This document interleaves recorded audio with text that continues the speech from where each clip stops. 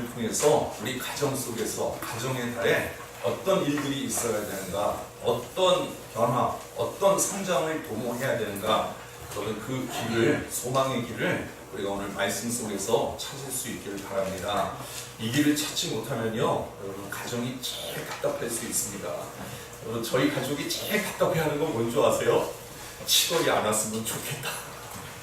무슨 얘기인지 모르세요? 우리 권사님 기도하시면서 우리 아들내미 7월달에 제대한다고 그랬잖아요. 저희는 지금 무슨 가족회의 하고 있는지 아세요? 어떻게 이놈을 만족받게 할까? 이러고 있습니다. 예? 아유, 신앙적으로 부딪히고 싸워야 될 일이 많아요. 이제 오면은 안 보니까 너무 편해요. 근데 오면은 아유, 이것도 날마다 어떻게 얼굴 맞대고 싸워야 되나, 이 고민 걱정이 많아가지고 차라리 이쪽을 받아라. 근데 말뚝 박을 마음은 이만큼도 없는 것 같아요. 여러분 제가 웃으면서 얘기했지만 목사의 가정도 별 수 없고 성도인 여러분들의 가정도 별 수 없습니다. 여러분의 가정이 잘 되려면 가정 속에서 반드시 일어나야 되는 일, 그런데 이 일이 잘 안 일어나는 것 같아요. 과거에는 일어났어요. 가정에서 일어났던 이 변화, 그것은 바로 오늘 누가복음 2장에 일어났던 사건입니다. 이 사건이 가정마다 일어나니까 이게 여러분 어떤 열매로 나타나느냐? 한국 교회의 열매로 나타났어요. 교회가 성장하기 시작했어요. 부흥하기 시작했어요. 여러분 그런데 어느 시점부터 가정에 이런 변화, 이런 일들이 안 일어나니까 한국 교회가 주춤하고 멈춰있고 여러분 내리막길 걷기 시작했습니다. 한국 기독교 전체도 그렇고 한 교회도 그렇고 여러분 가정에 달려 있습니다. 여러분 어떤 일이냐? 오늘 누가복음 속에서 나타나는 사건인데, 여러분 과거에는요, 교회를 세우는, 교회를 섬기는 부모들 열심으로 섬깁니다. 정말 하나님 앞에 충성되게 섬깁니다. 그런데 부모 세대의 섬김이 여러분 어떤 바톤 터치로 이어졌느냐? 자녀들이 부모 못지않게 부모와 같이 여러분 그렇게 교회를 섬기고 하나님 나라를 섬기는 일들이 일어났습니다. 여러분 그러니까 이런 교회들은요, 여러분 대개 한 30년, 40년 부흥의 열매를 누리게 됩니다. 그런데 한국 교회 속에 전반적으로 이런 변화가 일어나기 시작하지 않고 있습니다. 이제는 성도들 만나보면 대개 그 가정 구성이 어떻게 되어 있느냐? 부모는 믿음이 좋아요. 그런데 자녀들 만나보면요, 자녀들은 시들시들한 거죠. 심지어는 얘네가 그리스도인이 맞나? 이렇게 여겨질 정도입니다. 여러분 이래가지고는요, 가정에 부모를 뛰어넘는 자녀들이 나오지 않으면 여러분 가정 안에서 믿음이 시들시들할 수밖에 없어요. 그 모습은 어디로 직격탄으로 나타나게 되어 있느냐? 개교회로 나타나게 돼 있고, 그리고 한국교회, 기독교 전반으로 그 영향을 나타낼 수밖에 없습니다. 저는 우리 교회 오기 전에 시내 중구에 있었잖아요. 저는 주일 사역이 풀이했기 때문에 여기저기 다니면서 예배 드려봤어요. 시내에 있는 유명한 교회들이요, 공통현상이 있습니다. 여러분 제가 우리 교단교회, 성도교회 처음에 가서 당황했던 얘기 말씀드렸잖아요. 본당에 들어갔다가 당황했어요. 여기는 노인들 예배실인가 보다. 노인들을 위해서 특별히 이 장소는 따로 구별했나 보다. 젊은이들은 딴 데서 예배 드리나 보다. 왜냐하면 본당에 들어갔는데 다 노인이에요. 그러니까 여러분 그때 제가 40대 후반이었거든요. 내가 여기 잘못 들어왔나? 이렇게 여겨질 정도였어요. 나중에 예배 끝나니까 2층에서 사람들이 내려오긴 하더라고요.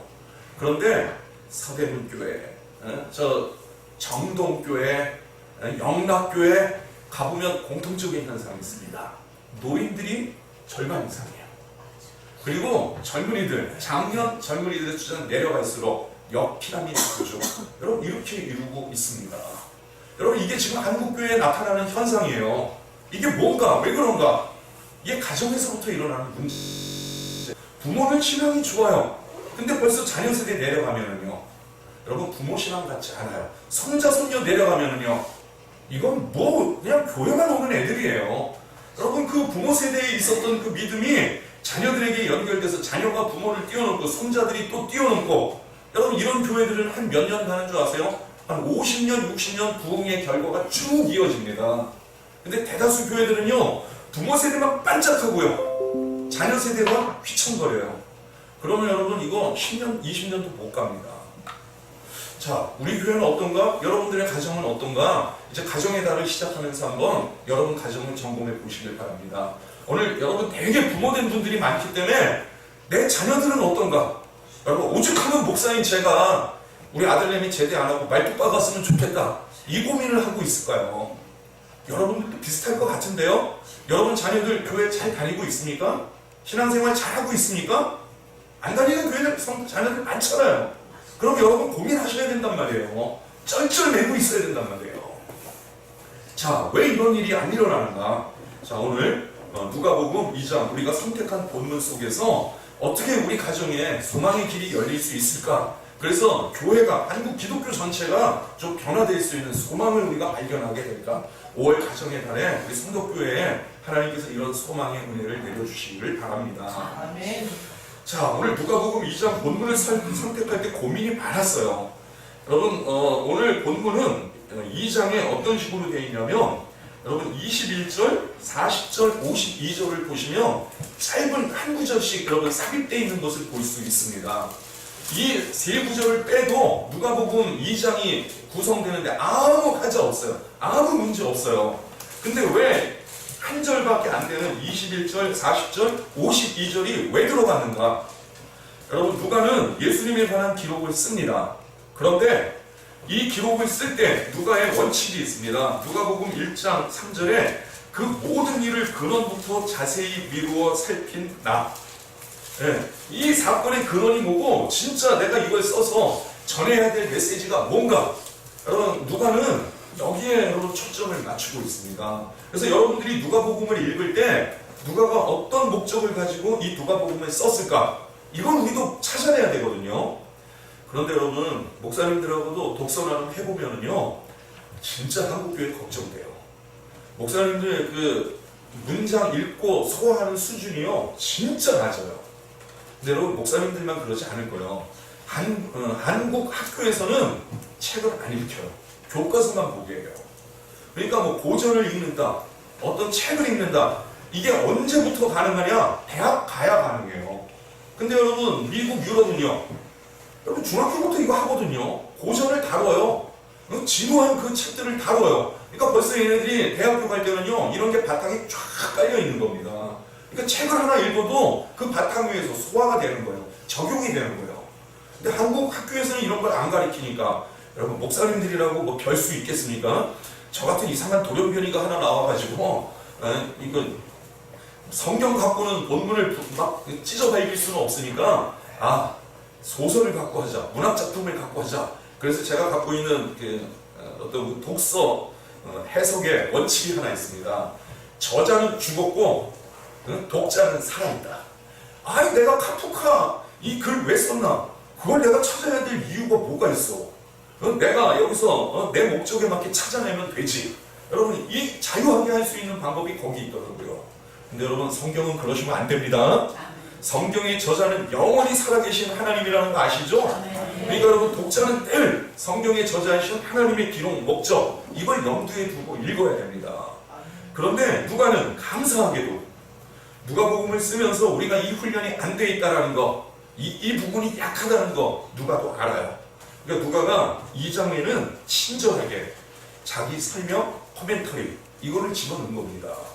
그 코멘터리 3개가 21절, 40절, 52절입니다. 거기에는 누가의 기록 목적이 들어있어요. 여기까지 읽었냐? 그러면 이 내용을 이해해야 된다. 그게 여러분 3단계로 지금 제시가 되고 있는 겁니다. 그래서 누가복음을 읽을 때 누가의 가이드라인 요 3가지 누가복음 2장은 요 가이드라인에 의해서 여러분 따라가고 읽고 여러분 해석을 해내야 됩니다. 여러분 이런 거 모르고 읽으면 누가복음 읽었어도 누가복음 안 읽은 거하고 똑같은 겁니다. 여러분 누가복음이 감사한 게 어린이 주일만 되면 누가가 얼마나 감사한지 모르겠어요. 예수님의 유년 시절, 소년 시절 기록은요 어디에만 있어요? 누가에만 있어요. 마가복음하고 요한복음은 아예 예수님 탄생 얘기도 없는 거 아시죠? 근데 유일하게 누가복음에는 예수님 소년 시절 이야기, 여러분 이 얘기가 등장을 해서 어린이 주일 설교를 할 수 있는 거예요. 이 본문이 없으면 목사가 얼마나 고생할까요? 자, 오늘 이런 내용들을 살펴보겠습니다. 자, 21절 보시면 할례할 8일이 되매 그 이름을 예수라 하니 곧 잉태하기 전에 천사가 일컬은 바로라. 하나님의 계시에 의해서, 하나님의 경륜에 의해서 예수님은 이 땅에 오셨습니다. 그런데 누가가 딱 여러분 주석을 달고 이게 뭔지 아세요? 첫 번째가 뭐냐면요, 할례할 8일이 되매. 예수님이 할례를 왜 받아요? 하나님이신데, 이 법을 만드신 분인데 예수님이 할례 받을 필요가 뭐가 있어요? 그런데 누가는 제시하고 있어요. 예수님도 8일 만에 할례 받으셨다.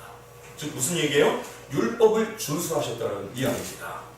그리고 이어지는 본문 22절, 23절, 24절 전부 어떻게 시작하는지 여러분 그 형식을 보십시오. 22절 모세의 법대로 정격 예식의 날이 참해. 여러분 이게 뭐냐면요, 레위기에 나오는 말씀인데 사람이 출생할 때 여러분 우리 부모, 가정의 입장에서 봤을 땐 축복이에요. 기쁨이에요. 그런데 여러분 성경의 관점에서 봤을 땐 뭐가 개입되는 건 줄 아세요? 그 과정에서 부정이 있습니다. 부정. 어머니의 몸에 있던 어떤 책 이런 게 다 묻어서 나온단 말이에요. 요거를 정결하게 여러분 제거하고 없애는 시간이 40일이 걸립니다. 그런데 우리 여자분들한테 조금 죄송한데 이건 여러분 제 생각이 아니고 제 주장이 아니고 성경이 정한 법이니까 여러분 너무 불쾌하게 생각하지는 마십시오. 여자아이는 2배가 걸립니다. 정결 예식을 언제 할 수 있느냐? 80일이 돼야 할 수 있습니다. 그만큼 여자아이들이 더 부정하다 이렇게 본 겁니다. 왜 그런지는 저 모릅니다. 추측은 되는데 정확하게 아는 게 아니니까 제가 말은 하지 않겠습니다. 기분 나빠하지 마세요. 여러분 이런 걸 있는 그대로 받아들여야 된단 말이에요. 페미니즘 하는 사람들이 이런 걸 갖고 성경을 비난한단 말이에요. 기독교를 부정한단 말이에요. 그건 건강한 페미니즘 운동이 절대로 될 수 없는 겁니다. 왜 그럴까? 그 이유를 알아야 되는 거죠. 자, 그래서 22절은 정결예법 이거 드리러 예수님께서 가시는 겁니다. 그리고 23절은 이는 주의 율법에 쓴 바 첫 해에 처음 난 자마다 주의 거룩한 자라 하리라 한 대로 아기를 주께 드리고, 두 번째 예식이 있습니다. 정결예법만 드리는 게 아니라 또 하나의 규례, 초태생의 규례 이걸 드리는 겁니다. 여러분 맥추절이 성경에 나오는 절기 가운데 초실절에 해당한다는 거 제가 말씀드렸죠. 초실절에 열매가 있어야 추수감사절 이게 가능하단 말이에요. 맥추절에 열매가 하나도 없다? 금년 추수는 망한 겁니다. 추수감사절에 별로 거둬들일 게 없다는 얘기입니다. 그래서 초실절 첫 번째 완전히 익지는 않았지만 이 열매를 하나님 앞에 드릴 수 있다는 것, 이 밭에 있는 논에 있는 모든 열매를 다 추수할 수 있다, 이것을 소망할 수 있다는 겁니다. 곡식에 관련돼서는 초실절입니다. 그래서 첫 번째 것은 하나님 앞에 드린다. 이게 동물하고 관련되면요 초태생이죠. 모든 동물의 첫 번째 난 것은 하나님의 것이다. 이게 사람에게 오면 뭐가 되는 거예요? 하나님께 드린 첫째 아들. 근데 이거를 어떻게 해결했느냐? 이스라엘은 레위인으로. 그래서 레위인의 숫자를 이스라엘의 장자의 숫자에 맞추죠. 근데 나중에 어떤 차이가 발생합니까? 레위인 숫자가 275명인가 부족해지죠? 이런 얘기 모르세요? 그래서 이거를 해결하는 방법이 뭐였어요? 속전. 한 아이당 얼마를 들여서 레위인이 부족하니까 속전으로 여러분 보충하고 해결했습니다. 그 규례를 이야기하고 있는 겁니다. 그리고 24절에도 또 주의 율법에 말씀하신 대로 산비둘기 한 쌍이나 혹은 어린 집비둘기 둘로 제사하려 함이다. 여러분 예수님 메시아에 관한 얘기를 하고 있는데요, 신약시대를 열고 있는데 아예 처음부터 무슨 얘기만 계속하고 있어요? 율법, 율법, 율법, 율법이요. 자, 이게 무슨 메시지일까요? 여러분 하나님을 믿으세요? 예수님을 믿으세요? 여러분이 신앙인으로 산다면 반드시 점검해야 될 게 하나 있습니다. 신앙 규범이 있는가? 내 신앙 규범은 어떤 것인가? 여러분 오늘 이 본문 속에서 이 누가의 가이드라인 속에서 이거 먼저 점검해 보시기를 바랍니다. 여러분 분명히 나한테 뭐가 있어야 되느냐? 규범이 있어야 돼요. 자, 이것을 제가 설명드리기 위해서 운동선수 얘기를 하나 해볼게요. 여러분 프로야구 제가 선수들 갖고 얘기를 해볼게요. 프로야구 선수로 성공하는 거 진짜 어려운 일입니다. 저희 아들도 초등학교 때 야구 선수였어요. 그래서 제가 목동에 이제 시합 한번 왔었거든요. 이건 모르겠는데 발은 얼마나 빠른지 모릅니다. 아무튼 안타를 치든지 몸을 맞든지 볼넷을 골라서 1루에 나가면요, 얘는 100% 어디 가 있는 줄 아세요? 3루에는 가 있습니다. 도루에서요, 얼마나 빠른지. 한 번은 안타도 아닌데 무리하게 치고 에러가 하나 딱 나니까 얘가 욕심내서 3루를 가는 거예요. 제 주변 사람들이 아이고 저놈 죽었다, 이제 저도 죽은 걸로 알고 있었죠. 이놈이 얼마나 빠른지 3루에 가서 세이브이 돼버린 거예요. 그러니까 주변 사람들이 야 그놈 빠르네, 나중에 프로야구 가면 도루 가면 해먹겠다. 여러분, 아버지 제가 기분 얼마나 좋겠어요. 아, 누가 좀 물어봐야 될 텐데 쟤 누구야? 이래 아무도 안 물어본단 말이에요. 근데 거기다 대고 제 아들이에요? 이러면 안 되잖아요. 여러분, 그런데도요, 얘가 나중에 포기하더라고요. 안 돼요, 안 돼. 제가 정말 아쉬웠어요. 저도 초등학교 때 야구하다가 그만뒀거든요. 근데 아들이 프로야구 갔으면 좋겠다 이랬는데 안 가니까 그게 아쉽더라고요. 같이 운동하던 애들이요, 프로야구 가는 애들도 드물고, 갔어도요, 시합에 나오는 거 한 번도 못 보겠네. 그만큼 어려운 거예요. 프로에서 살아남고 정기적으로 경기에 나온다. 대단한 사람이에요. 그런데 스타다, 응? 팀을 승리로 이끈다. 여러분, 막 억대 연봉이 주어지는 겁니다. 그런데 그거 지키려면요, 여러분, 프로 선수들이 자기 삶을 지켜야 될 영역들이 있어요. 몇 시에 자느냐, 뭘 먹느냐, 운동을 어떻게 하느냐. 오늘 2시 시합이면, 저녁 7시 시합이면, 그 전에 나는 이 시합 때 내 최고 실력을 발휘하려면 내가 어떤 준비를 해야 되는가. 여러분, 선수들한테는 이게 있어요. 이걸 뭐라고 하느냐? 루틴이라고 합니다. 루틴. 그런데 지금처럼 프로야구 시즌이 한참 진행될 때는요, 다 이걸 지켜요. 근데 우리나라 프로야구에 언제부터 이런 법이 생겼습니다. 1월 달에는 구단에서 감독이 선수들 불러다가 훈련시키지 말아라. 이거 불법이다. 이게 만들어졌어요. 왜냐? 아, 프로야구 선수도 가정이 있단 말이에요. 부모님한테 효도해야 되고, 아내하고 시간 보내야 되고, 자식들을 돌봐야 된단 말이에요. 여러분, 프로야구 선수들의 가족들은 언제만 기다리겠어요? 시즌 끝나기를. 그럼 아들 얼굴 볼 수 있고, 응? 그리고 남편 볼 수 있고, 아빠 볼 수 있고, 이러고 기다리고 있는데 잠깐 휴식 갖고는 야, 다음 시즌 준비한다, 모여라. 이러면은요, 프로야구 선수들의 아내는 생과부예요. 생과부. 아, 자식들은요, 생고아예요. 그러니까 이런 걸 막기 위해서 뭐 다른 이유도 있습니다. 그래서 훈련을 금지시켰어요. 한 달인가 됩니다. 자, 그럼 프로야구 선수들이 무슨 생각일까요? 여러분, 학생들은요, 아무리 공부 열심히 하면 잘하는 애들도요, 야, 오늘 하루 쉰다. 얘네들한테 이게 제일 좋은 거예요. 그죠? 선수들한테도 뭐가 제일 좋을까요? 쉬는 거. 야, 한 달 동안 방학이야. 자, 한 달을 어떻게 보내느냐? 여러분, 이 선수가 잘 되느냐 못 되느냐, 이 한 달에 달려있어요. 한 달 지나고 딱 왔어요. 감독이 딱 보면 알아요. 달리기 한번 해보면 알아요. 너는 이번 시즌 글러먹었다. 너는 이번 시즌에도 잘하겠다. 여러분, 그건 어디서 결정되는 줄 아세요? 한 달 그 쉬는 시간에 결정된 거예요. 그 한 달 쉬는 시간 동안에 비록 훈련하러 안 가. 누가 나 감시 안 해요. 그런데 나는 이 시간에는 잔다. 먹는 건 이렇게 먹는다. 친구들 만나도 절대 술 안 마신다. 여러분, 이걸 철저하게 지키는 애들이요. 끝나고 왔는데 날라다니는 거 준비 다 돼 있어요. 이러니까 억대 연봉 받는 거예요. 100억씩 받는 거예요.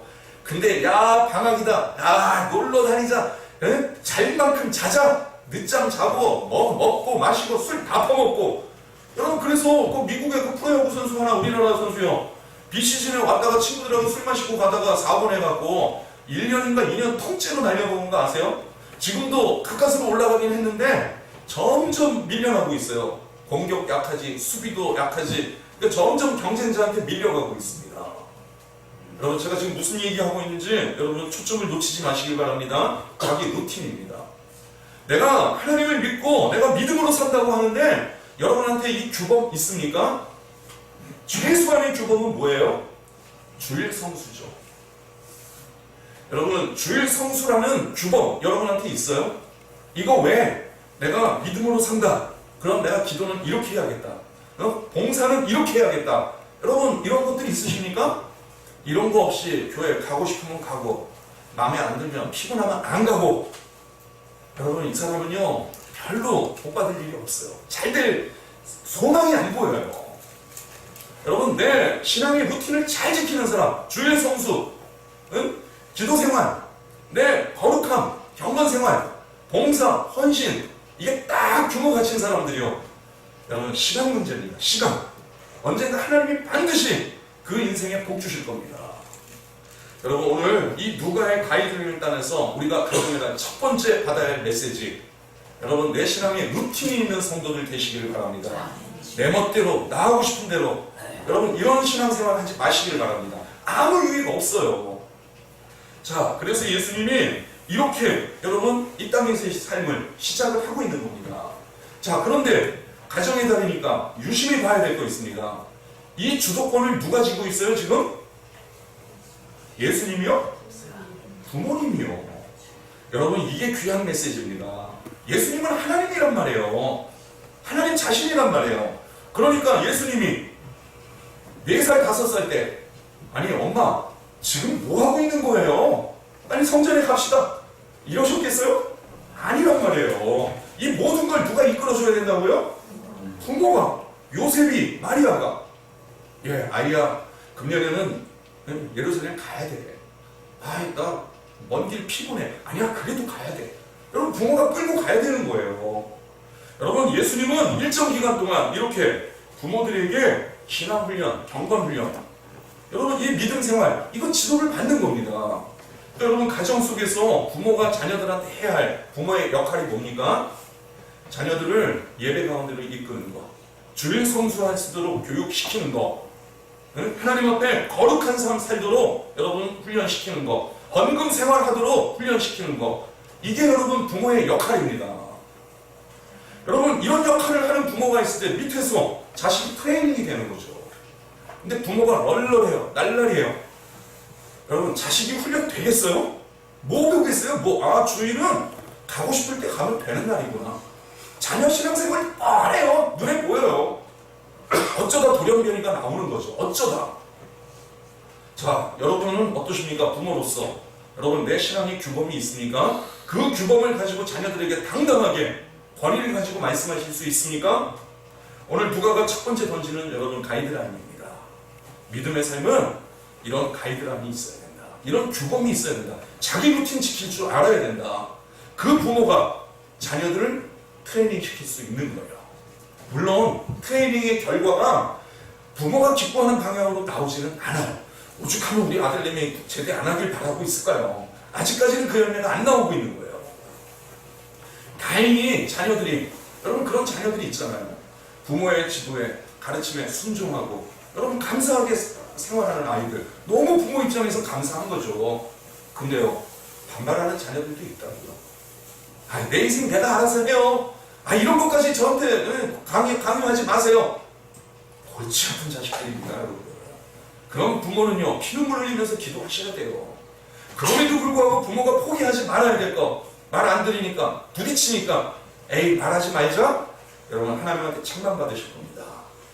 이 아이들이 어느 정도 독립할 때까지는요, 부모가 잔소리라도 계속 해야 돼요. 이거 TV에서 본 건데, 잔소리하고 충고의 차이 아세요? 초등학생한테 물어봤어요. 잔소리 들으면 어때요? 기분 나빠. 그럼 충고는? 기분 더 나빠. 기분 나쁜 게 잔소리고 기분 더 나쁜 게 충고래요. 근데 부모는 자녀들한테 이걸 해야 된단 말이에요. 이거 안 하면 자녀들은 아무런 가책도 안 느껴요. 여러분, 주일 빼먹고 놀러 가지만 여러분, 그 트레이닝이 된 자녀들 머릿속에 뭐가 있는 줄 아세요? 두려움이 있어요. 부담이 있어요. 제가 그랬어요. 제가 주일 빼먹고 펑펑 놀러 다니는데 어머니가 매일 저한테 경고하셨던 말씀, 이놈아, 하나님이 널 그냥 내버려 두실 것 같으냐?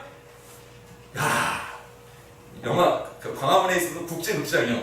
딱 들어가면서 이거 오늘 갑자기 불나는 거 아니야? 이런 두려움이 있다니까요, 여러분. 부모한테 그렇게 상처 주면서 부모 눈에 피눈물을 흘리게 하는 그 못된 아들도요, 여러분, 그 바라가면서 가는 그 길 가운데 두려움이 있고요, 부담이 있는 거예요. 자, 그러니까 여러분, 자녀가 말 안 듣는다고, 권면 안 듣는다고 낙심하지 마십시오.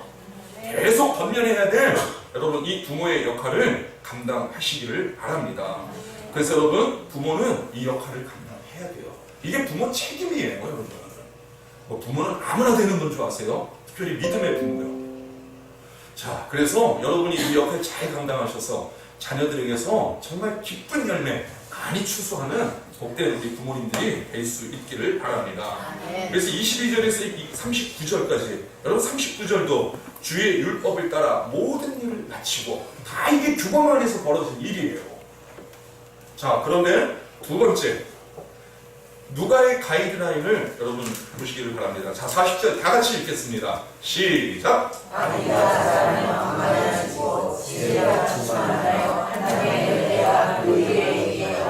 아기가 자라고 강화해졌대요. 어떻게요?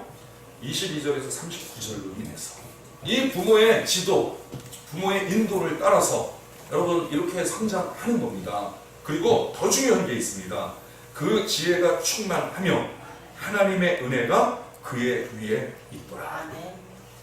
여러분 하나님의 은혜는요 거저 주시는 선물이에요. 죄인에게 베푸시는 선물이에요. 그런데 죄인이 이 선물 받을 때 내가 노력하는 거 아니란 말이에요. 내가 몸부림쳐서 받는 게 아니란 말이에요. 쥐어짜는 거 아니잖아요. 하나님이 죄인에게 거저 주시는 선물입니다. 근데 이 선물을 받은 죄인은 뭘 할 의무가 생겨요? 관리를 해야죠. 선물 받아갖고 아이 좋다. 여러분 우리 누구지? 세미 집사님이 그 직장에서 주는 그 어린이 세트 주문하면 주는 그 장난감 그걸 3박스 갖다 줬어요. 수요일에 갖다 줬는데 어제 다 없어졌어요. 저기다 딱 펼쳐놓고 어린이들 마음껏 가져가세요. 얼마나 신나게 가져가는지 몰라요. 다 가져갔어요. 3일 만에. 자, 그런데 여러분 그 선물 가져가세요. 팽개쳐놓는 애들이요. 사실 그거 별거 아니거든요. 에이 시시해. 여러분 이러고 던져버리는 애들은요 정말 못돼 먹은 애들이죠. 여러분 선물이 귀한 걸 아는 사람은 그 다음 뭐 하는 줄 아세요? 이 선물을 잘 관리해요. 아 요거 잘 써야겠다. 잘 사용해야겠다. 나한테 유익되게 해야겠다. 이게 뭐예요? 선물 관리죠. 그러니까 선물한 사람도 언제 기뻐요? 어느 날 딱 만났는데 내가 준 걸 쓰고 있으면 이게 기쁜 거예요. 어제 결혼한 자매 하나가 저한테 10년 전에 가디건을 하나 선물했어요. 근데 딱 받았는데 진짜 제 취향 아닌 거 있죠. 그래서 안 입었어요. 한 2달인가 3달을 안 입었어요. 근데 하루는 저한테 와서 목사님 왜 너무하신 거 아니에요? 내가 뭘? 아니 제가 가디건을 선물해드렸는데 한 번도 입으신 걸 못 봤네요. 그 얘기 들으니까 어급이에요. 그래서 그 다음 주에 야 내가 깜빡 잊었다. 야. 너무 좋아서 잘 부서지면 뜯어보지도 않았다. 거짓말입니다. 그리고 그 다음 주에 입고 갔더니요 예배 시간에요 벌써 아무것도 안 했는데 벌써 얘 얼굴이 활짝 펴 있는 거예요. 자 여러분 이게 뭐예요? 관리입니다. 여러분 예수님 위에는요 하나님의 은혜가 그 위에 있더라. 예수님이 이 관리를 잘 하신 거예요.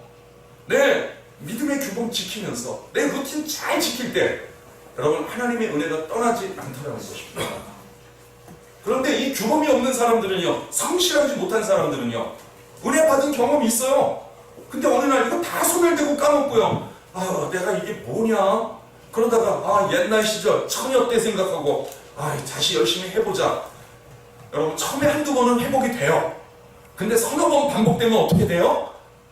이게 메말라 있는 거야. 나 이거 왜 이러지? 왜 이렇게 변화가 없지? 옛날에는 안 그랬는데 여러분 그거 다 자기 책임이에요. 내가 다 망쳐놓은 거예요.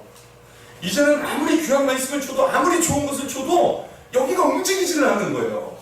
내가 황폐하게 만들어버렸기 때문에. 그런데 관리를 잘하면은요 여러분 하나님 주신 은혜 십자가에서 부어주신 사랑 이게 날마다 내 위에 있는 겁니다. 이게 너무 귀하고 감사해서요 여러분 정말 내가 아름답게 살게 되는 겁니다. 자, 여러분 위에 하나님의 은혜가 머무는 여러분 정말 은혜 관리하는 복된 성도의 삶이 될 수 있기를 바랍니다. 부모로서 은혜 관리하는 거 이걸 우리 자녀들에게 모범을 보여주시기를 바랍니다. 그래서 예수님 위에도요 여러분 이 은혜가 날마다 머물러 있는 겁니다. 은혜 까먹는 성도들 되지 마시길 바랍니다. 은혜를 귀한 은혜를 싸구려로 여러분 만드는 여러분 어리석은 성도가 되지 않기를 바랍니다. 자 39절까지는요 여러분 누가가 이걸 보라는 거예요. 응? 그리스도인은 이렇게 사는 거다. 믿음의 삶은 이런 거다. 여러분 이걸 우리에게 지금 가이드라인을 제시하고 있는 겁니다. 그 다음 이제 여러분 변화가 일어납니다. 41절 그의 부모가 해마다 6월절이 되면 6월절 절기죠. 예루살렘으로 가더니 여러분 사실요 신약 성경에 쓰여질 때쯤에는요 6월절 안 지키는 사람 유대인들 중에 부지기수였습니다. 왜냐? 이제는 이스라엘 안에 머물지 않고 해외에 나가서 사는 사람들이 많아졌어요. 그러다 보니까 6월절 절기는 일주일인데 8일인데 오는 날 가는 날 하면 이게 더 많아진단 말이에요. 그러니까 아유 장사는 누가 해? 문 닫으면 손님이 끊어지면 어떡해? 이래갖고 안 오는 거예요. 안 오는 사람이 부지기수였어요. 주일의 성수도 똑같아요, 여러분. 이날을 내가 어떻게 바라보느냐? 마음 놓고 빼먹을 수 있는 사람도 있고요. 이날만큼은 절대적으로 목숨 걸고 지켜야 돼. 이런 분들도 나오는 겁니다. 자, 그런데 예수님의 부모는요, 적어도 1년에 한 번 6월절 이 절기 지키러 가는 사람이에요. 주일은 안 빼먹는 사람이라는 거예요. 아, 여러분, 요셉이라고 사정 없겠어요? 요셉의 직업이 뭐예요? 목수요. 주문 받을 때 어떻게 받겠어요?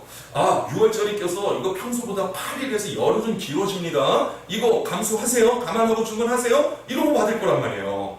이 사이에 요셉도 손실이 많단 말이에요. 그럼에도 불구하고요. 주일은 주일이야. 예배는 예배답게 드려야 돼. 여러분 이럴 줄 아는 사람들이 예수님의 부모님이었습니다. 그래서 예수님을 데리고 예루살렘으로 가는 겁니다. 그리고 42절 예수께서 12살 되었을 때 이 절기의 관례를 따라 올라갔다가 자 여기까지는 부모의 역할을 잘 감당했습니다. 그런데 제가 오늘 설교 서두에 던졌던 화두 여러분 이 역전이 이제 여기서부터 벌어지기 시작합니다. 예수님 12살 때 부모님을 따라서 예루살렘에 6월절 절기 지키러 올라갔습니다. 자 6월절 다 끝났어요. 자 여기까지는 이제 이전처럼 반복이 됐습니다. 43절 그날들을 마치고 돌아갈 때에 자 부모들은요 6월절 끝났으니까 고 가자 집으로 가는 거예요. 빨리 가자. 마리아는 저 빨래 산더미처럼 쌓였을 텐데 문은 꽉꽉 닫아놔서 환기해야 되는데 요셉은요 이 밀린 주문 이거 언제 다 해? 나 이제 죽었다. 아이고 피곤하다. 이러고 가고 있는 거예요. 자 그런데 여러분 예수님은요 어떻게 했다고요? 예루살렘에 머무셨다. 여러분 예수님은 절기 제대로 지키신 거죠. 가고 싶지 않은 거예요. 여기 더 있고 싶은 거예요. 자 여러분 오늘 어린이 주일 집에 가고 싶지 않은 마음들이 있기를 주님의 이름으로 축복드립니다. 교회에서 살았으면 좋겠다. 유아실 내드릴게요. 이래야 된단 말이에요. 이거 안 되면 여러분도 43절에 딱 걸리는 거예요. 에이 예배 드렸다. 빨리 가자. 바람처럼 빛의 속도로 귀가. 여러분 이게 우리 모습 아닌가요? 그런데 여러분 예수님은요 안 가시는 거예요. 예루살렘에 머무신 거예요. 자 그래서 사건이 벌어졌습니다. 그 부모는 이를 알지 못하고 동행에 있는 줄로 생각하고 하룻길을 간 후 친족과 아는 자 중에서 찾되 예수님을 잃어버린 겁니다. 미아 발생. 왜 이 일이 벌어졌느냐? 예수님의 부모가 무책임한 게 아닙니다. 여러분 여기 표현을 보니까 올라갈 때 어떻게 가느냐? 원길이니까 가족들끼리만 간 게 아니에요. 친족들, 이웃들, 같은 동네 사는 사람들, 예루살렘 가는 사람들이요 다 같이 간 겁니다. 근데 여러분 이렇게 오고 갈 때 이 발걸음은 주도자가 어른들이에요. 지난주에 그 시찰 제주도 여행 갔을 때 목사님들 자녀 어린 자녀 초등학생 애들이 넷이 온 거예요. 여러분 어른들이 여행 다니면 뭐든 먹는 거 보는 거 다 누구한테 맞춰요? 어른한테? 어른한테 맞추죠. 그러니까 애들이 재미없는 거예요. 여미지 가니까 나 안 갈래 그냥 차에 있을래. 그래서 막 설득했어요. 야 차 안에 앉아있으면 나갈 데도 없어. 근데 저 안에 들어가면 돌아다닐 때는 있어. 그러니까 들어가자 이랬어요. 그래서 보니까 안 되겠어요. 먹는 것도 애들이 벌써 시들시들해요. 그래서 제가 이제 저는 권력을 이야기했으니까 새로운 실장청 목사님한테 부탁했죠. 목사님 저한테 반나절 주면 제가 애들 좋아하는데 차에 태워갖고 데리고 다니면서 돌아줄게요. 제가 그랬단 말이에요. 여러분 받아들였을까요? 거부됐을까요? 아니 지금 우리가 시차에 단합을 위해서 하는데 그건 안 됩니다. 애들이 너무 미안한 거 있죠. 애들 데리고 오려면 이 대책 확실히 세워갖고 와야 됩니다. 여러분 여기도 그랬을 거예요. 그러니까 여러분 이 모임이 이 그룹이 어떻게 형성되겠어요? 여러분 여기 애들은 예수님만 있겠어요? 친척 중에 사촌도 있고 동생도 있고 동네 친구들도 있고 애들은 자연스럽게 어디에 어울리겠어요? 자기들끼리 어울려서 가는 거예요. 그러니까 부모는 미루어 짐작했겠죠. 친구들하고 잘 어울리고 오겠지. 그런데 하루 지나서 보니까 없는 거예요. 자, 사태가 심각한 사건이 벌어졌습니다. 자, 예수님 찾으러 올라갑니다. 45절 만나지 못함에 찾으면서 예루살렘에 돌아갔더니, 자, 여기서 예수님의 부모의 수준이 그대로 드러납니다. 자, 여러분 지금 46절 보시면 예수님 찾는데 며칠 걸렸어요? 사흘 걸렸어요. 정상이면 며칠 걸려야 돼요? 하루요, 하루. 왜요? 지금 여기까지 며칠 왔다고요? 하루 끼로 왔단 말이에요. 그러면 예수님 찾으러 가는 길도 하루면 족하잖아요. 근데 왜 사흘 걸렸을까요? 금요기도 때도 우리 이런 거 나눴죠. 여기서 여기 왔는데 하루 걸렸는데 왜 거꾸로 갈 때는 5일 걸렸냐? 날씨가 도와주지 않은 거다. 우리 살펴봤던 것처럼요. 여기는 무슨 문제가 있었을까요? 마리아가 요셉이 예수님을 요만큼도 모르는 거예요. 어디가 있는지, 어디에 있을까, 이걸 모르는 거예요. 그러니까 올라가면서 엉뚱한 데 들려보는 거죠. 자연농원 갔나? 극장 갔나? 맥도날드 갔나? 군데군데 들려서 가는 거예요. 예수님을 몰라도 너무 모르는 거예요. 그래서 찾다 못 찾으니까 아마 이렇게 됐을 것 같아요. 아유, 마지막으로 성전에나 가볼까? 그게 사흘 거예요. 그래서 갔어요. 갔더니 46절 사흘 후에 성전에서 성전에 가니까 거기 딱 계시는데 뭐. 이걸 부모가 알아야죠. 자, 여기서 일어나는 여러분 예수님과 부모님들의 성장의 변화, 여러분 이 역전이 벌어지는 거예요. 지금까지는 예수님의 부모님들이 예수님을 믿음으로 잘 이끌어줬어요. 그런데 이제는요, 여러분 예수님의 부모들이 예수님에게서 받아야 할 메시지가 있는 거예요. 아, 나는 절기를 잘 지킨 사람인가? 나는 예배를 드린 사람인가? 내가 진짜 믿음으로 사는 사람인가? 나 진짜 하나님을 내 자식을 보니까 부끄러운 거예요. 내 자식이 나한테 도전이 되는 거예요. 자, 여기 자녀 되신 분들이 있습니까? 여러분 자녀들에게 이런 도전, 부모님들에게 이런 도전을 주는 깨어있는 여러분 하나님 기뻐하시는 믿음의 자녀들이 될 수 있기를 바랍니다. 여기 부모 되신 분들, 여러분 자녀들한테 이런 모습이 보이세요?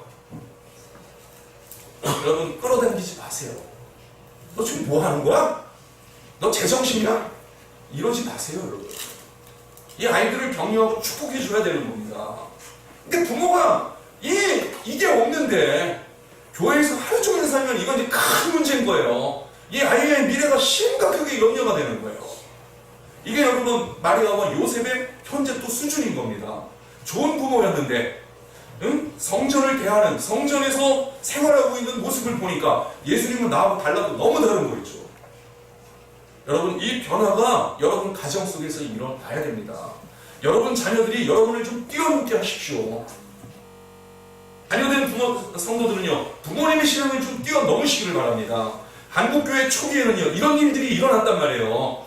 그러니까 여러분, 기독교가 이렇게 왕성한 게 일어났는데, 80년대부터요, 이게 멈춰지기 시작했어요.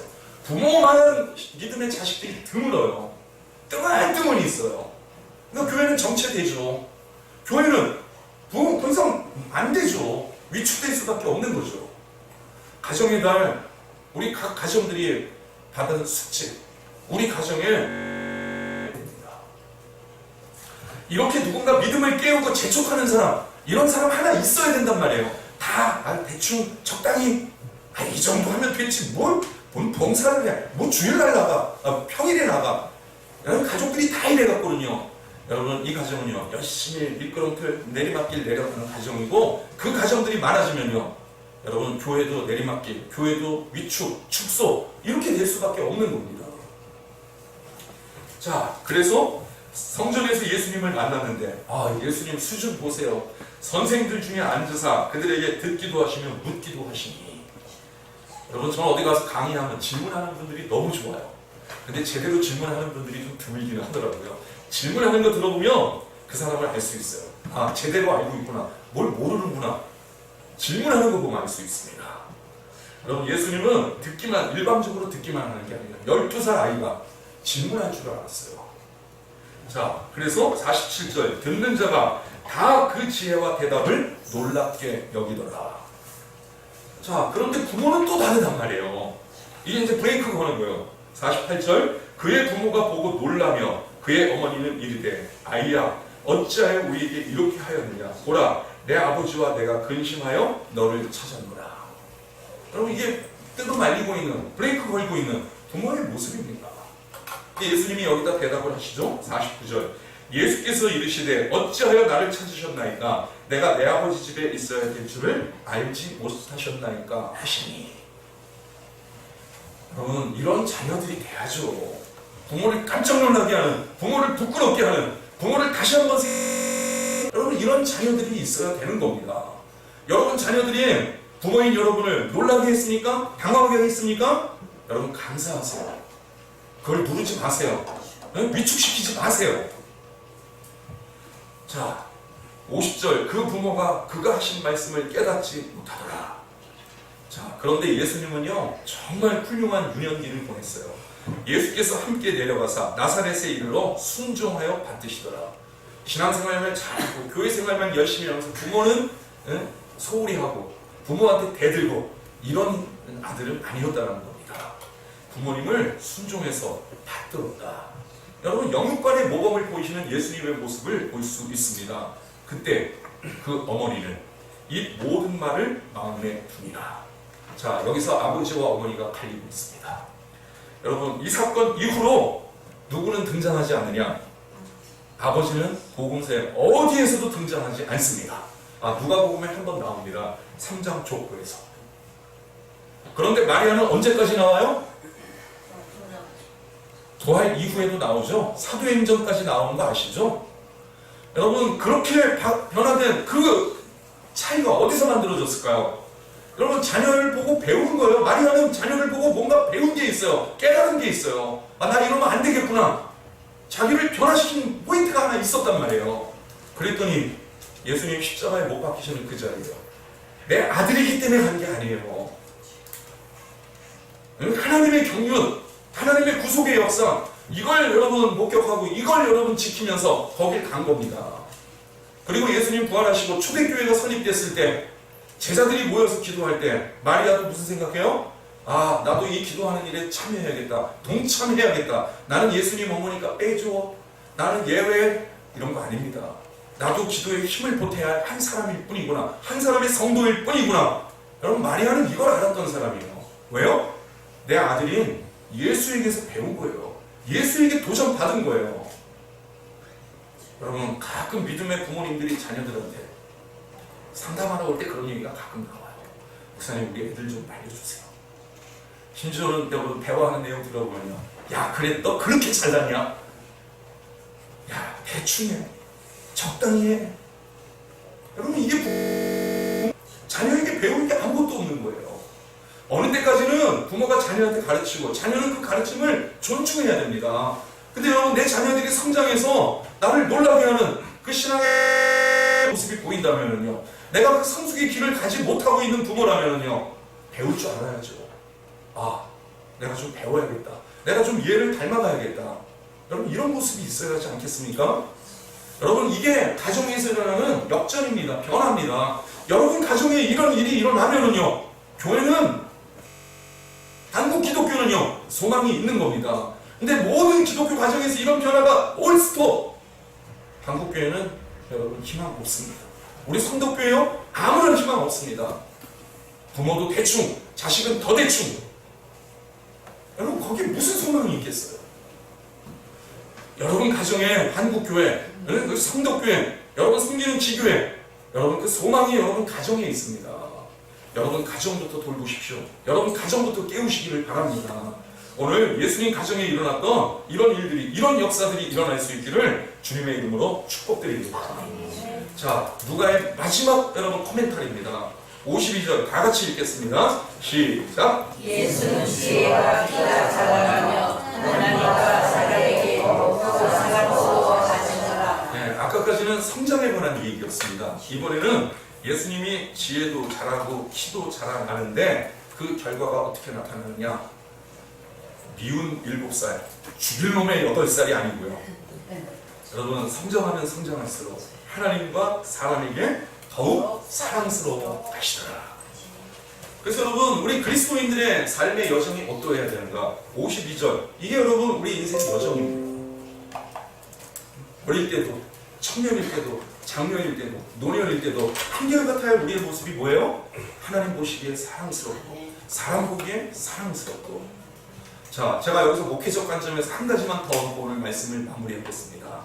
자, 하나님 눈에 사랑스러워 보이는 거, 뭐 이건 제가 100% 인정해 드릴게요. 사람 눈에 여러분 사랑스럽게 보여야 되는데, 여러분 먼저 누구한테 사랑스럽게 보여야 여러분 그 의무가 있겠습니까? 여러분의 지도자한테 사랑스럽게 보일 수 있기를 바랍니다. 여러분 목사로서 제 마음을 이야기하면요, 어떤 성도들은 너무 감사해요. 정말 귀해요. 근데 어떤 성도들은 어쩔 땐 화가 날 때가 있어요. 에이! 잃어버릴 때가 있어요. 자, 여러분은 여러분 지도자에게 어떤 마음, 어떤 모습을 보여주고 있습니까? 여러분 거기서부터 여러분 내가 사람에게 어떻게 비춰지고 있을까? 여러분 거기서부터 한번 시작해 보시기를 바랍니다. 그래서 사람에게 사랑스럽게 여겨지는 그 모습이 여러분 나를 만나는 모든 사람에게 그 집사님 너무 귀해요. 내가 도전이 돼요. 저런 분을 알고 있다는 게 너무 감사해요. 하나님의 축복입니다. 여러분 하나님 보시기에 사람 보시기에 여러분 사랑스러워하는 여러분 그런 인생으로 날마다 성장해 가시기를 하나님 앞에 부름받아 갈 때까지 여러분 늘 이런 52절의 삶이 저와 여러분의 삶에 있기를 주님의 이름으로 축복드립니다. 네, 오늘 이 어린이 주일의 말씀을 기억하며 여러분 가정 속에서 하나님 이런 변화, 이런 성장, 이런 역전 일어나게 하셔서 성덕교의 소망이 가정 속에 있게 하시며 한국 기독교와 하나님 나라의 소망이 우리 가정 속에 있게 하옵소서. 여러분 이 가정의 달 여러분이 품고 기도해야 할 여러분의 기도 제목 되기를 주님의 이름으로 축복드립니다. 기도하겠습니다. 사랑과 은혜가 충만하신 하나님 아버지 5월 가정